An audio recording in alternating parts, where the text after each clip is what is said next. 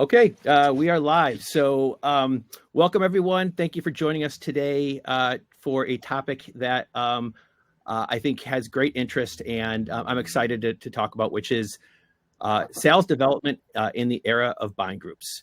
I think what I'd like to do is just sort of frame the, in a line in terms of what we're going to talk about today. I think most people, agree that buying decisions today are made, by a group of people, right? And we've probably all identified the different personas that we target as part of that, buying committee.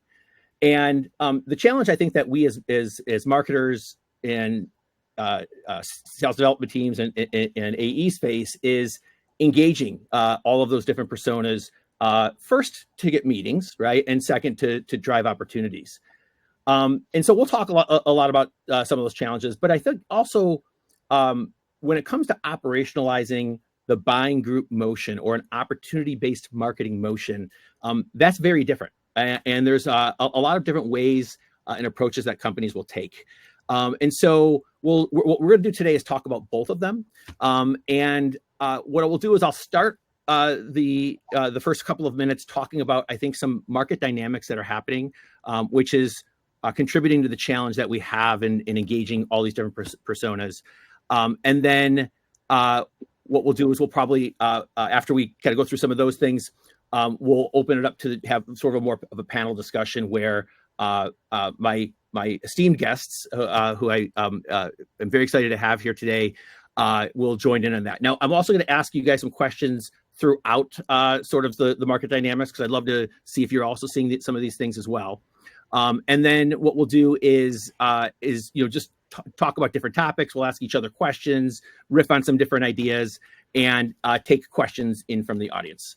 So what we hope to do is, at the end of this, give you some insights, some ideas, or maybe some questions that you can go take back to your own internal organizations to maybe ask why things are done a certain way, or open to ideas in terms of how we might be able to make some changes to drive the outcomes that we're all after. So with that, I would like to introduce both Ernest from Sixth Sense and Natalia from OpFocus. So Ernest, why don't we start with you? Maybe a quick background in terms of who you are and what you do over at Sixth Sense. Yeah, sure thing. So happy to be here. Hi, everyone. My name is Ernest Owusu. My title right now is Head of Sales Development Transformation. I've been at Sixth Sense for about 6 years. I built and scaled our SDR team from, call it, 4 or 5 reps to just south of 60. So as you could probably imagine, especially using our own product, I am very much ingrained on what works and what doesn't work with account-based motion. So a lot of what I focus on right now is first and foremost SDR strategy to make sure that what our team does is operate in an efficient manner. Second thing is with product, because as you can imagine, I had a very heavy hand as we built out our product for the market. And last but not least, very much acting essentially as a consultant to our customers to better help them understand how to build and scale an SDR motion primarily with Sixth Sense. Fantastic. Natalia, over to you. Hi. Yeah. So I'm based in the Boston area. I work for a company called OpFocus. I lead up our GTM Strategy and Operations Consulting team. We work very closely with clients on how to overcome their Salesforce and tech stack challenges. My team in particular specializes in how to actually implement buying groups and ABX strategies and just overall align teams, sales and marketing, and reduce GTM inefficiencies. So it's been a really good time right now as teams are really looking at what is their go-to-market strategy, how do they really measure what matters, how do they look at what's moving the needle, aligning teams how buyers are actually buying, and that's really moving to this motion of buying groups. Great. Thank you, Natalia. And I realized I didn't introduce myself. So my name is Randy Likas. I lead go-to-market here in North America for Nektar. What Nektar does is we harvest all of the interactions that our go-to-market teams have with prospects and customers, and a lot of data that's typically stuck in silos. We will break those silos down, bring all of that information into Salesforce. And in particular, where we shine is we fill some of the gaps, I think, that a lot of sales tech has, which is which is really making sure that our opportunities have all of the information on them, and a lot of detail around, who comes in and out of the different conversations, when do different personas get involved, when do they drop off, and really, writing the opportunity contact role, which is essentially who's all involved in this buying committee and what their role in the process is. And so that's a little bit about what we do. So with that, let's get started.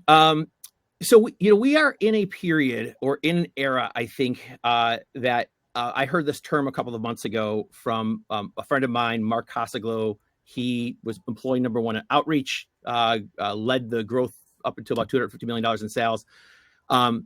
He coined this term, and it really resonates with me. And I think it really just sort of epitomizes the challenge that we are all facing as we are reaching out to engage with prospects.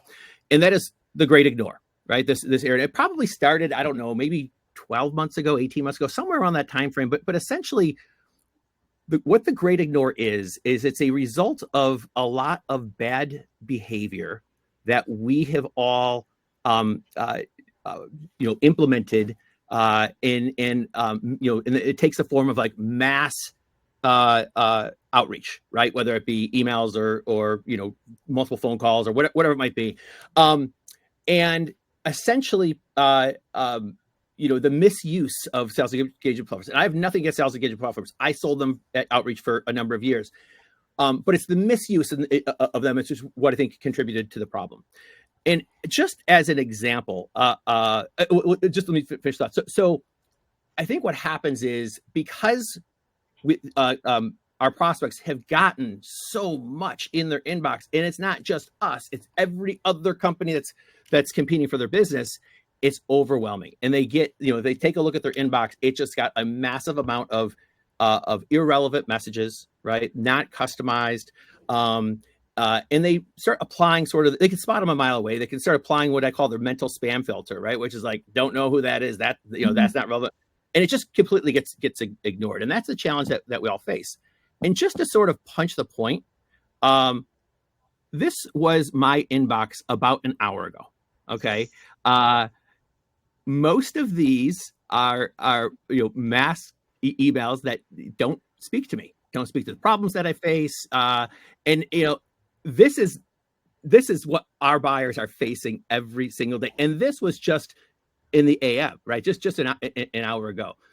So that's the first, I think, sort of market dynamic that's going on is the great ignore. The second one is, I think, because of all of that bad behavior and these traditional playbooks that were working for us at one point, is struggling to really produce the results that we need to drive and grow our business. Now, anecdotally, I talk to a lot of go-to-market leaders here at Nektar, and what used to be, a KPI or a goal that people would have is trying to build, around maybe 3 times pipeline has actually gotten a lot higher. And many of my conversations, I've heard it, as high as 8. Now, that is crazy, 8 times, because first of all, that's just not sustainable, right? And it's you think about capacity, and Ernest, I know you talk about a lot about capacity. Like, it's really, really hard to be able to do that. But then the other thing is, a lot of, in order to get there, like the strategies that we all sort of employ is, well, let's do more. Well, if we do more of the old playbooks, we're just contributing to the problem. And it's just, the great ignore is just, going to continue. And then the other one, this was interesting. This was a roundtable discussion at the B2B MX conference. And the panelists were all CROs of various sizes at B2B SaaS companies. And the moderator had asked a question about, meetings. And across the board, every single one of those CROs had said that their meetings were down, their net new meetings were down year over year. I was surprised to hear 30, 50%. I was kind of surprised. I was surprised to hear 50%, but certainly, 30%. So with that as a backdrop, what I'd love to do is Prashant, maybe you can launch a poll. I'd love to hear from the folks on the call. What are you seeing as far as your meetings? Are they down? What different percentages? perhaps you're an outlier, and maybe you're growing. And so I just would love to get the launch the poll and get results.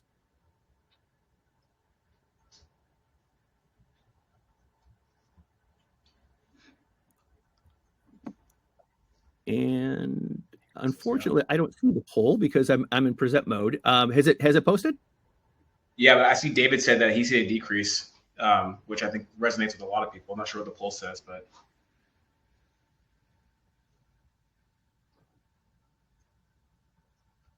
Well, we'll get the results of the poll. Again, I'm in present mode, and so I don't see it. But I think I would be surprised. I think if this isn't resonating, right, and people aren't seeing that. So I think so that's the second sort of market dynamic.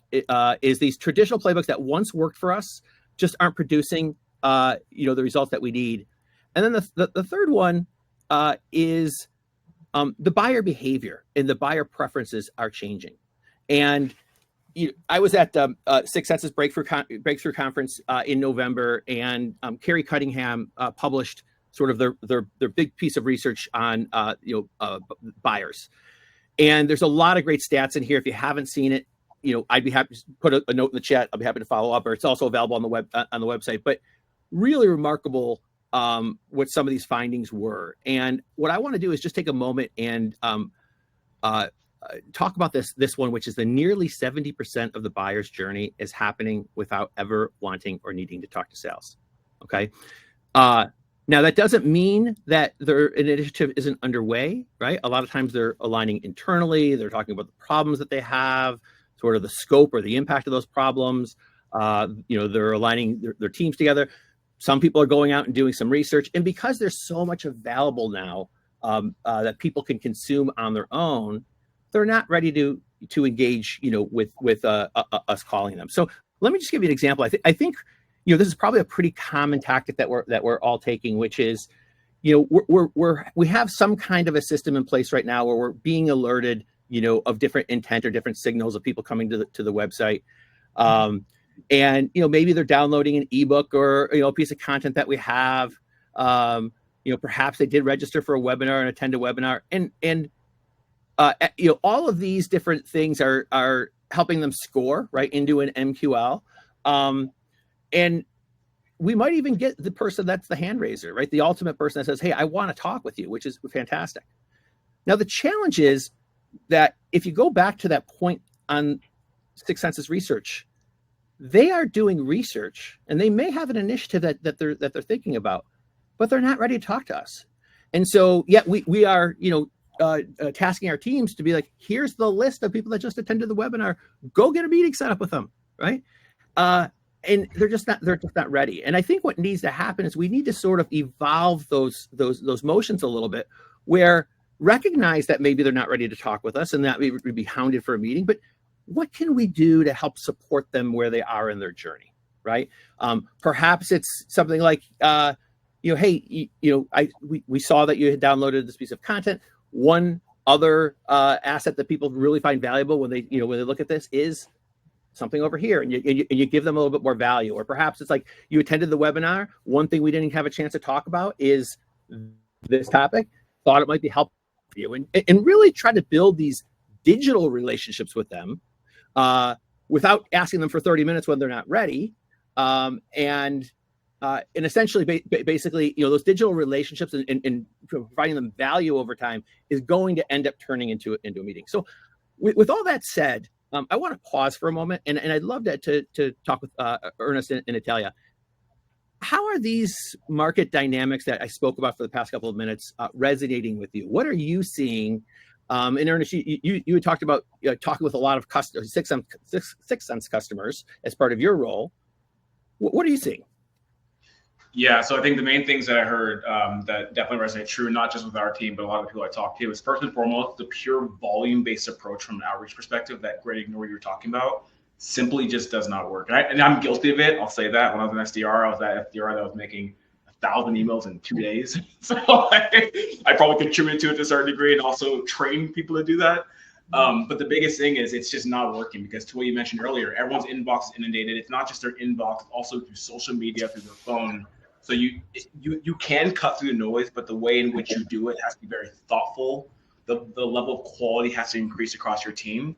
So much to the point that with our team, we actually kind of over-indexed, if you want to call it, on just completely eliminating automation from the BDR's team to make sure that they're actually crafting their emails. They're a lot more intentional with the calls that they're making, as well as through social. And we actually saw a significant lift on that productivity. And the second thing you mentioned that I do want to share on is, seeing that the overall pipeline conversion rate is, in my opinion, going down, given the fact that you need, 4 or 8x more pipeline to hit your goals. A lot of that is because, to what you mentioned earlier, I've seen so many times, and it's not the case over here at 6 Sense, but a lot of customers that we talk to, where they are creating opportunities, they're single threaded, they're not engaging the entire buying team, and there's not a clear expectation before the opportunity becomes qualified that you actually have more than one individual involved.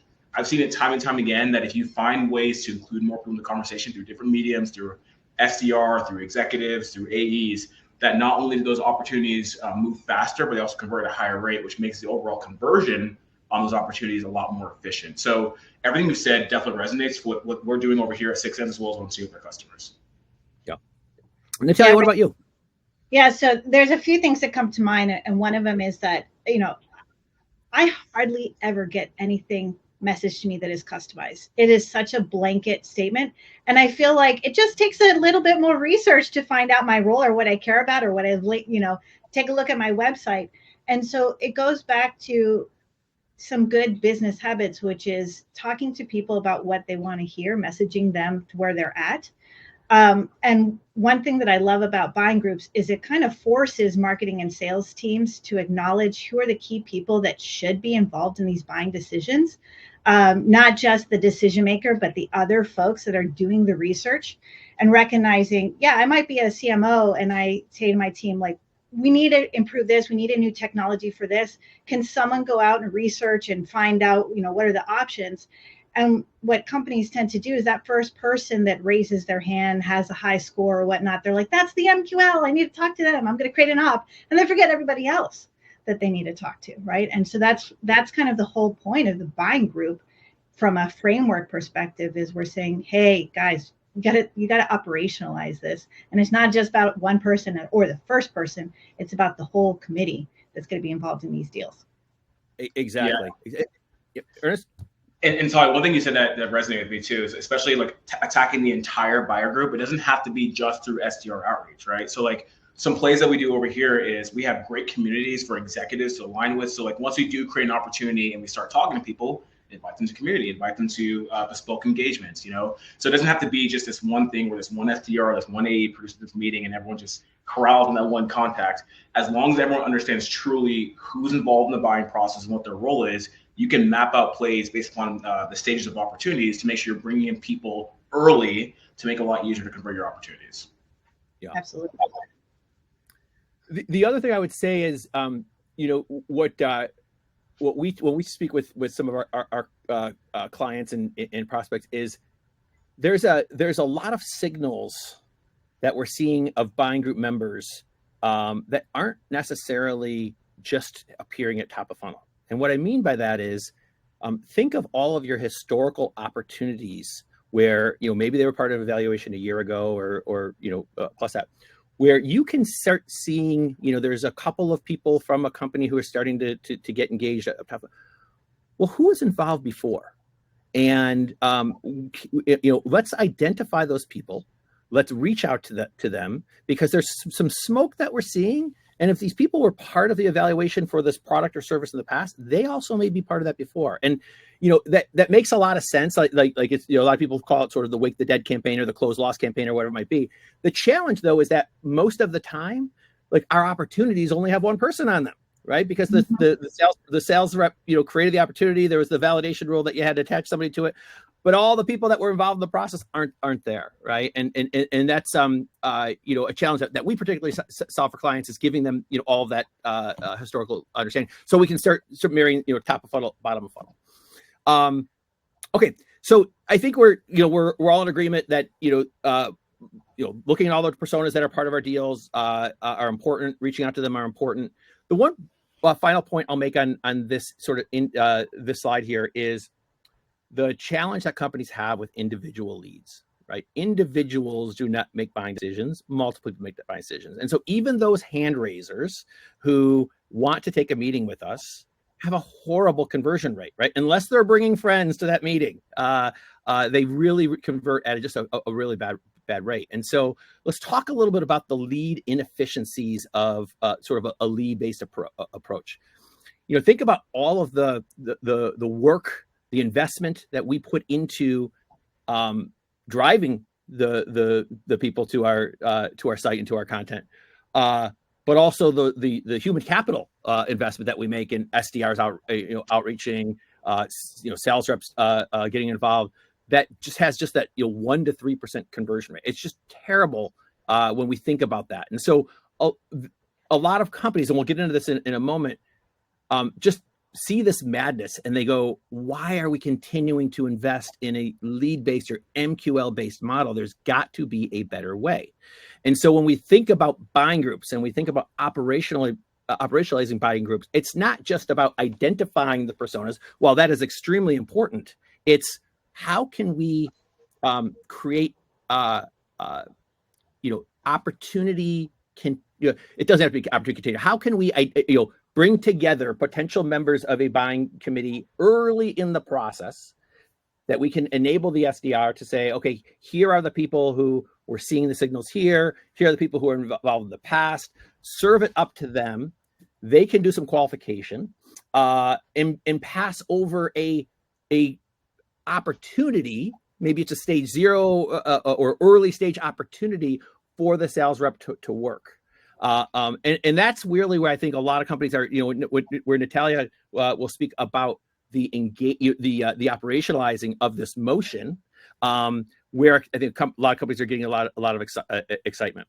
Forrester Research has done a lot of research, kind of talks about what we just shared a minute or two ago, but the conversion rates are terrible on individual buyers. These opportunity containers that have multiple people are what they advocate for.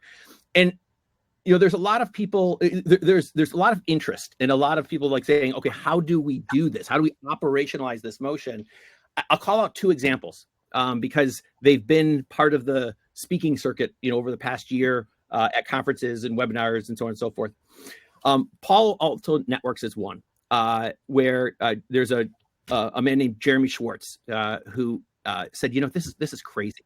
There's got to be a better way. And he started with a pilot at Palo Alto where it was a small team, small group, but they made the changes to what an opportunity-centric marketing model looks like. And they tested that in the pilot. And the results were wildly successful. I won't read the individual stats outcomes here for you, but huge dramatic improvement in what they had before. And he did a podcast with the CMO of TechTarget not too long ago that I had listened to. Again, I'm happy to send it to anyone, where he had talked about, because we got these great results, as we packaged it up and we went to present to the executives, they said, well, this is really encouraging. This is exciting, but the results are a little too, the impact of the revenue is a little bit too small. But here's a bunch of money, right? You're on the right path. Go test this out with a larger group, and that's kind of the next evolution to where they're going. With this phase. There's another company called Reltio. Reltio is actually they did a webinar with Forrester where they talked about their operationalizing of buying groups, and they went wall to wall, and they went wall to wall quickly. They were having some growth challenges. They understood sort of the insane inefficiencies of their old approaches. And I think they went live with like an opportunity based marketing approach in 90 days or something like that. And again, dramatic improvements to how they were doing it before. So let me just do this. What I'd like to do is having all of that as sort of the backdrop in the context. I want to ask Ernest you some questions and tell you some questions, and feel free to let's as a group just maybe start asking each other questions and riffing on that. So Natalia, I'll start with you. Thinking about companies like Reltio and Palo Alto who recognize that they were doing they were segmenting segmenting their different personas and different buyers, but they actually were doing something different, right? And how they operationalized it. I'm sure you talk to a lot of executives as you do the work for your clients. What are some of the challenges that you hear them talk about, or things that maybe make them, open to a transition to maybe a different model? I think the biggest challenge that kind of drives the first conversation is to recognize folks have a hard time first understanding who can actually buy their product. So every person that's coming in and filling out a form does not actually mean they're a potential buyer. And that's kind of driving home this first part of, it's not just about individuals, it's about thinking about the accounts. You're doing all this great enrichment on accounts, you're understanding your key accounts. Part of it is understanding if any one of those accounts, if someone spikes at those accounts, it shows any intent to buy or indicators, how are we treating them?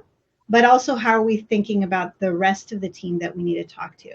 And so the first conversation clients will come to us is they say, hey, we looked at our results last year, and marketing kept saying, we brought in all these MQLs, and sales said they sucked. they weren't the ones that we needed to be talking to. And so sales is often already thinking about things in terms of a buying group, right? It just might be in the CRM. So That's where a lot of the conversations we get started is to say, like, look, Salesforce, we want it to be our source of truth. We know it's a great tool to align all our teams together. How do we get this into Salesforce so marketing and sales are talking in the same language? We're not talking leads, we're talking closing accounts, we're talking about closing deals, and how are we supporting each other? So the first thing really is just like, how do we begin this process and how do we get aligned? Yeah, I agree with that. I think it definitely starts, I'll put my sales hat on, with SDRs or AEs getting a ton of leads that they just do not want to work. And I've been on the receiving, not at 6 cents, but I've been on the receiving end of that. So I know it's very much true. But I've also noticed too, it's like, a lot of teams, they were built off of some kind of lead motion. And once they start maturing and start scaling to the enterprise or different parts of the business, they have to find ways to evolve. That's also another way to start thinking about this. But that's what I also see.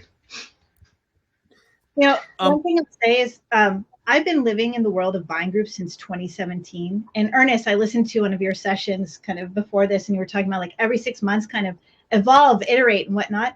And the reason why I've been in this space for so long, so excited about buying groups, is because it just makes sense and it can evolve. There are different aspects of it that can evolve, but it's about who's involved in your buying decision, tracking that information, getting them in the system, making sure your marketing and sales teams are aligned on who you should be talking to.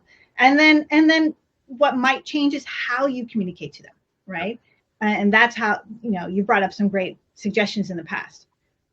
Yeah, and it's always interesting too. I think part of this is also like the aspect of, I guess, like happy ears, if you want to call it. If you think of like a large enterprise target account where you have a buyer do a demo request or attend a webinar or have some kind of content download, everyone gets super excited about the potential what that can mean. But if you don't set up systems to operate how to basically take advantage of that, then it doesn't really mean anything, right? So a lot of what we do is in the event that we do have something that's an MQL focus, say like a trade show, you must absolutely make sure you're multi-threading past that initial engagement to bring other people to the conversation, right? Because otherwise it's not going to convert at the rate you want to. But again, the hard part, and I'd say probably for salespeople as well, is sometimes you get happy years, you just really want to take advantage of that one moment, but it takes a bit of maturity, if you want to call it, to realize that like this is one signal, this is one point in time, but it doesn't necessarily indicate the entire company's ready to buy from you unless you create that opportunity by going after other individuals and multi-threading within the account. Ernest, what were some of the signals that you were seeing, a year and a half ago on the old playbooks, right? The mass, I think I heard you talk about, you used to have this sort of template where 80% of it was automated, 20% of it was manual, and you really flipped that script around a little bit. And what were you seeing in sort of the results that said, or signaled we've got to do something different? Yeah, honestly, so we saw a pretty consistent, steady dip in opens, clicks, replies, responses through phone. It was just all going down. And, the system I built, like it had worked for a long time. We were scaling, the response rates had been going up. But I think to your point, once this great ignore came into place, like all that just started going down. So we always knew that our quality outreach, spending time in personalization, having meaningful thought into what you're reaching out with does work really well. So again, I mentioned this earlier, we kind of over-index, but for a good reason, right? So I actually did an analysis on this past year. I ran 2 different cohorts from the previous year in 2023 versus 2024, exact same team size, same accounts they're going after. And what we did is we actually significantly increased the volume of personalization, thoughtfulness in terms of how they're making their calls, and decreased the volume of activity they did. And we literally doubled our reply rates within our emails and saw a 3x lift in how we're calling our prospects. And again, the way we kind of did this is like with our emails, it is not that 80-20 rule of 80% of the emails is templated and 20% is personalized. Is literally all personalized, right? And then even with calls, like we actually realized that yes, we do have a dialer, which is Orem, which is great, but you have to be thoughtful with how you're building up those lists, making sure that the accounts you're going after are actually ready to have a conversation with you, and also creating another segment where managers are creating that, you're calling the right contacts, and also the BDRs are creating their own lists. But the thing is, like in the past, it was so easy to get away with like, all right, here's a list and here's a template and go on to different resources and just copy and paste and let that work. And I did that as an SDR, as an early SDR leader. But because to your point, so much has evolved and I guess the overall volume of activities increased. People just, not that they don't care anymore, but they're just so used to it. But still, the really good outreach does cut through the noise. If you have an awesome call that's well-informed, it's specific to a contact, they at least will talk to you and more or less hopefully convert into a meeting, right? It's very easy for a prospect to see if someone actually spent the time to look at me as an individual and relay the fact that, I was at this one company and our company has this initiative and trying to find a way to help me do my job better. But it does take some massaging and positioning through time to get your SDR team, your entire org to move in that direction. But if you can, the results speak for themselves, and obviously we're a testament to that. What advice would you give to maybe people in the audience on the call to have those internal conversations to sort of enable some of those change? Because I imagine when you probably went into leadership and said, we're going to stop sending out all these emails, like, wait, what? Right? So lessons learned from that and maybe advice. Yeah, great call out. So as you can imagine, with sales leadership, asking to decrease the volume of activity did not resonate well at first. but again, as you can also imagine, if I could show a trend of like our reply rate was here and it's now here consistently, that also makes a lot easier for conversation. So I think what I encourage you to do is if you're going to adjust KPIs, especially on the activity side, if you run a team that's like, we do 100 because that's the capacity of what a person can do versus 50 because we know that creates some kind of predictability, it's a lot easier to set expectations and say that the bar is here and here's what you should produce, as opposed to like a really high number that is like more opportunistic and creates an environment where there's less chance that people are gonna have good quality outreach. So being very mindful of how you're crafting your KPIs, and also to your point, just using the data to the best of your ability and sharing not with just sales, marketing, and SDR leadership, but like what's actually happening, why an adjustment needs to be made.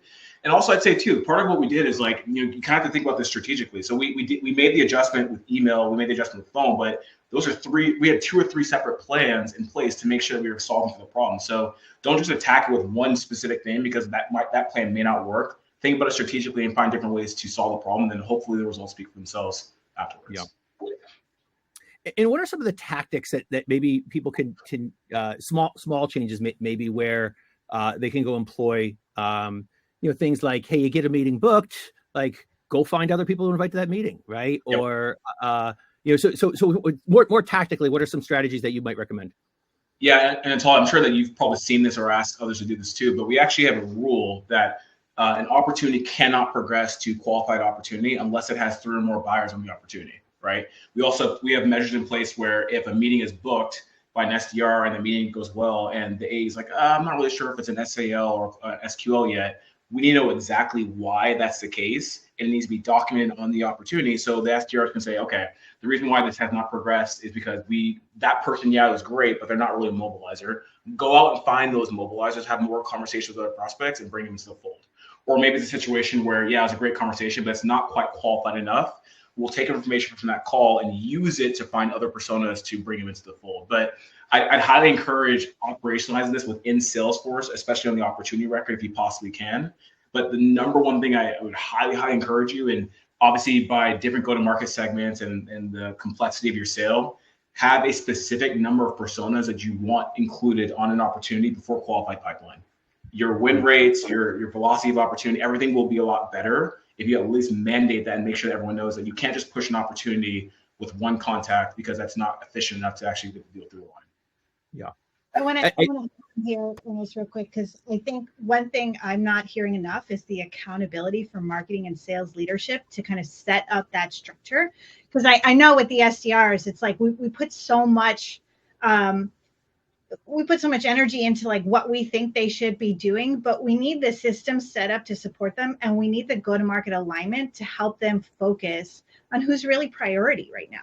And so that's part of the thing, is like there's a lot of noise that even the SDRs have to deal with. Like, why should I be following up with this person or whatnot? So my advice is for marketing and sales leaders to be more aligned on who those key accounts are, get very obsessed with those accounts, the makeup of, just look at your closed won deals over the last 12 or 24 months and start to understand how the data is really supporting who you should be pursuing going forward. And then again, with that obsessiveness, make sure you have messaging set up. You understand the pain points by persona, and then you're rolling that out and enabling the SDR team so they're not walking into some of these meetings, just saying, hey, can I book a demo with you? No, yeah. I want you guys to be able to have a conversation, a meaningful conversation, to tee up those meetings. My thinking for 2025 is, I'm in this model of good business habits that make sense, and that's about shortcutting the conversation to what matters. So if you can do a little bit more research and you can be teed up about what matters to my company or me, and you can shortcut, how your product, your service can help me, then yeah, I want to hop on the phone. I want to talk about this. Yeah.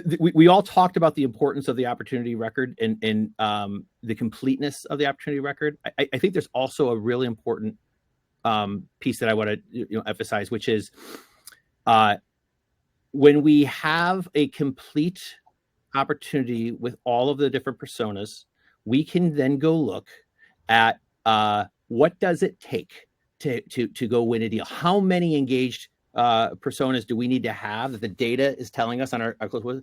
Does it, do we need to have on a deal in order to win it? And that actually will then help marketing and demand gen say, okay, these are, this is the, if we need 6 and we currently have 3, then we need to go deliver another 3 because that has a high correlation to the business. But you can't, unless the data is, on the opportunity record, it's really hard to bring that together. It also, I think, the other thing on having complete opportunities, you can then, marketing can then better understand, the influence that they're delivering, their contribution that they're making on pipeline, or attribution, however you want to talk about it, because having the data in one place and not siloed in all these different places allows them to say, okay, these are the campaigns that we ran with the different people.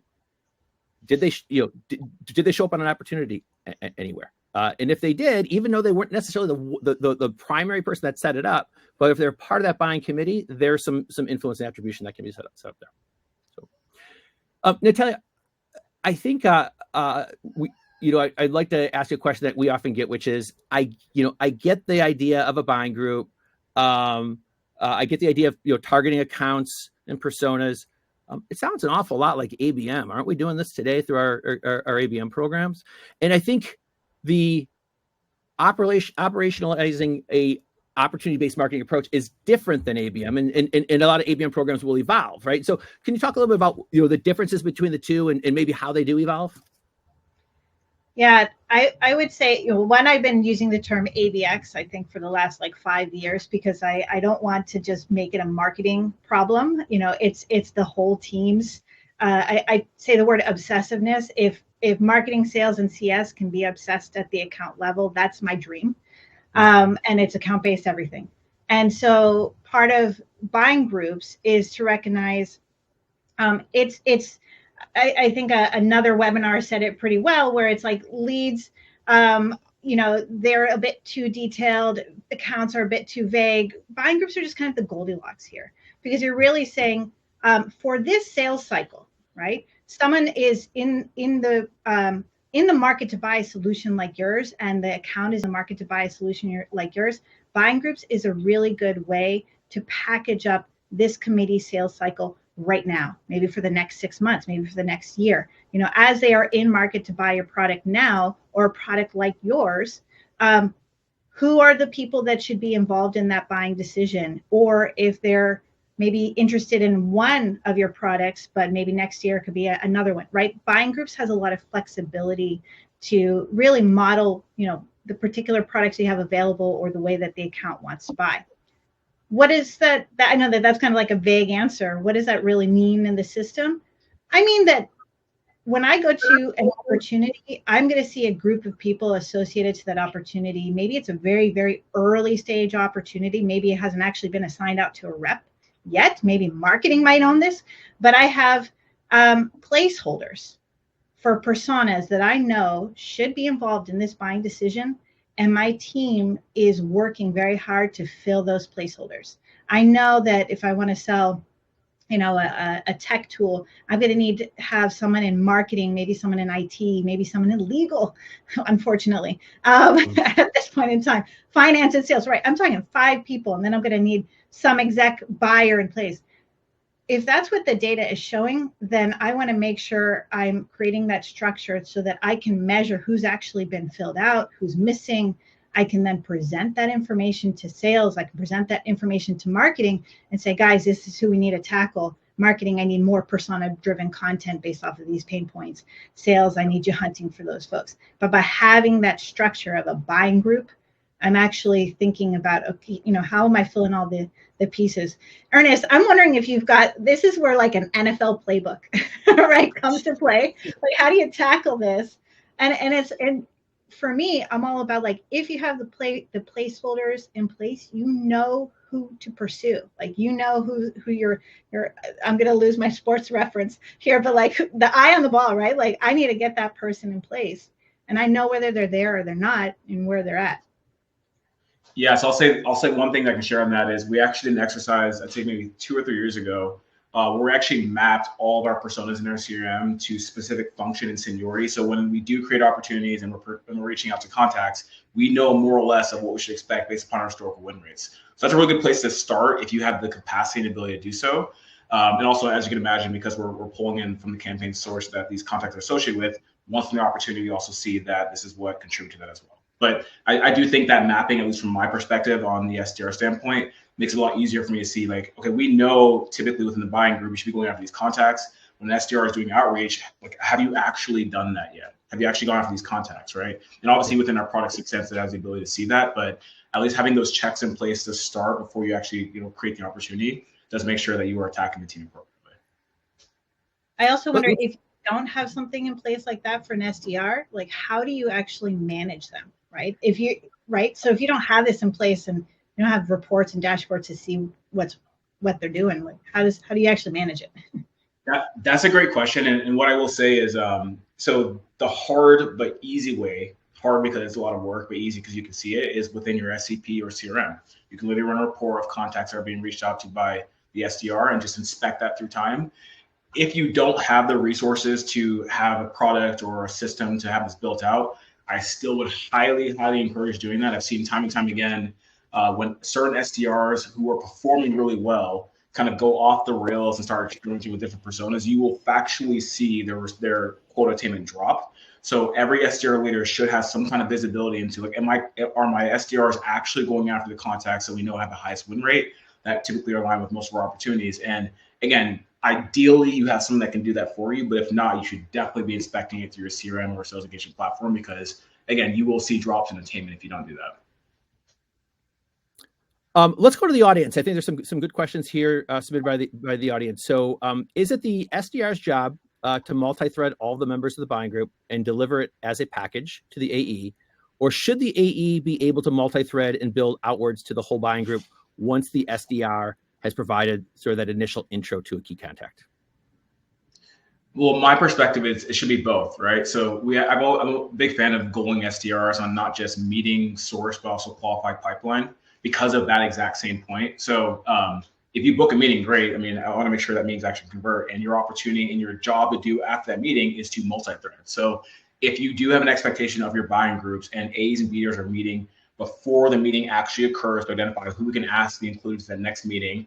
And after that initial meeting, to make sure we have all those gaps filled, it kind of should be both people at the same time. And then through those conversations, you can kind of split up by seniority, saying, okay, me as the AE, I have these relationships, I'll go VP plus, you go director below, but we know specifically we're going after these contacts because of our historical win rates. And as a result, we're going to try and bring them to the fold. But I don't think it should honestly be one person. It should actually be both. And I know it's obviously a lot more challenging for SDR orgs that are not gold on qualified pipeline, but I mean, it should be both in my opinion. I'm going to piggyback off of something that Mark Tero here put in, where it's marketing has a pretty strong role in this process as well. So when we've done buying group implementations, we've actually built out the buying group before we're handing it off to a physical person to start working. And that's this element where we're looking at really great data. We have good data quality syncing between your marketing automation platform and your Salesforce, and marketing has a good alignment with sales to say, hey, who's qualified, data qualified based off of our marketing behavior, and we're gonna pre-fill this buying group and say once they're showing enough overall engagement, then we're going to prioritize it for the sales team to follow up, whether that's an SDR, a BDR, or an AE, depending on your sales team structure.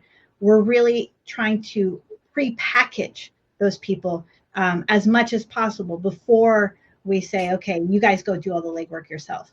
So we try to take on that automation burden earlier on, but that's because we have a really good solid data and system foundation, but we can do that. Great. Next question. How do you actually operationalize in the CRM and with the team? I'm an ABM leader and I'm all for buying groups, but I have not operationalized with the team and in the CRM. So we struggle to track progress, right? Not only the CRM, but also team processes, changes to BDR comp, for example. When they are comped on meeting set, that is all they focus on. And papers or any papers or case studies that you could share would be greatly appreciated. Yeah. I mean, I think the thing I'll add is it depends on the maturity of your SDR org. I'm talking about SDRs primarily right now. You should definitely have like an operating model that has all of your processes, your workflows, expectations, your comp structure, just so everyone knows exactly who's doing what and when. Typically, you can start building that when you have a high level of predictability, or at least you're seeing some kind of success. But in my opinion, that's the first place to make sure that actually it's documented and there's an expectation of what everyone's doing and who's accountable for what. And then, as I mentioned earlier, from a CRM standpoint, I do feel like the project we took on where we tagged all of our contacts made it a lot easier for us to attack buying teams and know who was not doing what, whether it's sales, marketing, or SDRs. So I guess in short, it's tagging the contacts appropriately, which is it's a pretty lengthy process to do that if you can. But the second thing is just having some kind of operating model with clear expectations and SLAs of, if you're going after an account, here are the personas you should be going after. Here's what it looks like. Here's what's happening after you create an opportunity or a meeting and who's doing what. So if you have that in place, it does make it a lot easier to enforce it and create compliance. I would say I saw that this was Janet who posted this. I was like, Janet should email me. We just have a conversation. The thing about operationalizing is there are things that you can do today. Like the number one thing that you can do is just get opportunity contact roles populated on your opportunities. And one way that you can do that is you can ask your Salesforce admin to remove a little button where it says create the op from the account. It forces them to do it off of a contact. Boom, you got one. One is good. If we can just get one, we can get some data, because everything else starts when it comes to Salesforce. From a former marketer's perspective, the opportunity contact role is how we know whether what we're doing on the marketing end is working, because campaigns, Salesforce campaigns, campaign influence, all of that is tied to the opportunity contact role. And I'll do a pitch for Nektar here, because that's one of the reasons why I was so excited to become a partner with Nektar, is because they help to fill that void, which is, sales has a hard time populating opportunity contact roles. It isn't easy in Salesforce, and Nektar can help to take care of that automatically. So it's been a big void in the Salesforce ecosystem. And so if you haven't talked to them about that, that's one thing. But one quick tip: remove that button, make it on the contact. Right. I completely agree with that one. It's huge. At least do that. So let's do one final question, and then we will wrap up. I know some of us have some hard stops. So how do we know who is in the buying group? Many prospects, right, don't even know if they are or not, right? And so any suggestions or strategies there? Yeah, I mean, without like talking about different solutions, I mean, there's tech out there, obviously, as you can imagine, 6 Sense, where you're getting engagement on certain contacts, and that could be helpful. But also, like, whether or not they're actively engaged. I mean, if you look back on your historical opportunities, look to see who you had conversations with, you should know that. And then based upon that, have the expectation that you're reaching out to these contacts and bringing them into the fold. And again, without talking about different kind of tech, though, 6 Sense does that. We tell you information on certain contacts that can be helpful to capitalize on them. Just know who your team is and try and find ways, regardless of whether or not they're engaged, to bring them to the fold. Natalia, any advice? I would say, as far as knowing who the buying group has been, looking at all your one-ops, looking at your lost ops, looking at who's been involved. Let's assume you've got some opportunity contact roles in place. If you don't, starting to look at, having a conversation with sales is always key. Talk to anybody in the field and just find out those roles in there. But let's say you don't have an intent tool, but you at least have a marketing automation platform, right? Most companies do. That means you got first party intent data right there. You've got the option for scoring in place. You've got the option to say like who's a hand raiser and whatnot. So one of the hot topics that folks say when it comes to moving to buying groups is like kill the MQL. No, I don't kill the MQL, but I don't focus. That's not my top priority. My top priority is this group of people that are going to involve my buying decision. But I use the MQL for data research, right? I use the MQL to see who's potentially qualified and how can I improve knowing when someone is ready to talk to sales. So I look at those indicators like scoring or form fills or website visits to start to pull that information in.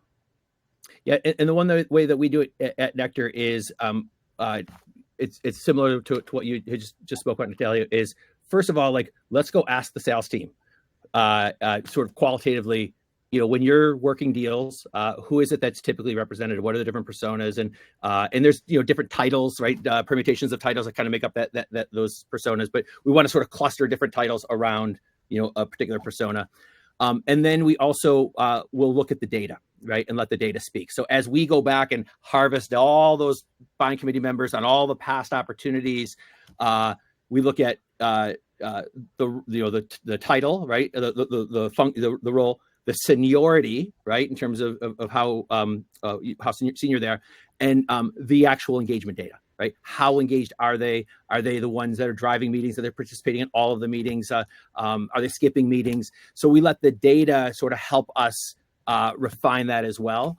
And there may be, I think oftentimes a lot of people miss, when they think about their buying committees, the importance of legal and procurement. Those people are definitely part of your buying committees, and especially for late stage deals, if it takes 60 days to get through that process, and we're 60 days from the close date, and like we haven't engaged those people, we should probably start engaging them. And so don't forget about all of those other buying committee members that maybe aren't part of the evaluation, but are certainly important to get a deal closed. So last thing, we have a few minutes. Ernest, Natalia, if people have additional questions or they want to get in touch with you, how might they do that? Yeah, sure. So I'll drop my LinkedIn in here, but I'd be more than happy to be a resource in any way I possibly can. And that's probably the best way. So I'll put my LinkedIn in the chat. Yeah, and I'll say LinkedIn is great. I'm just going to post my email, especially if you're talking about how do we begin this process? How do we operationalize? Very, very passionate, happy to have a conversation about this. Yep, and I did as well. Just submitted my email, and same thing, LinkedIn as well. So with that, I want to thank everyone for joining us today. The hour went by very quickly. I always love talking about this, and I want to thank both Ernest and Natalia so much for joining me and for contributing to the discussion. Yeah, thanks. Awesome. All right, take care, everyone. Have a great day, everyone. Okay.